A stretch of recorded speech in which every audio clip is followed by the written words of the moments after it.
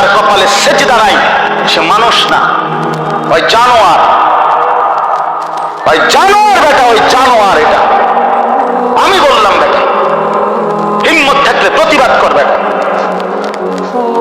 যে কপালে সেজদা নাই ওটা শয়তান, শয়তান। এটা ইবলিস, এটা ইবলিস, শয়তান। এটা শয়তান, শয়তান। এটা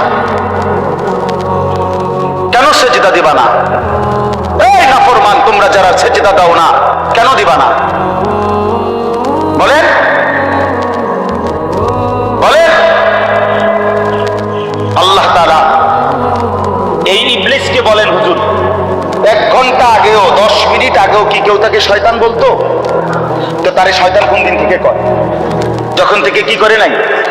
সেজদা করে নাই।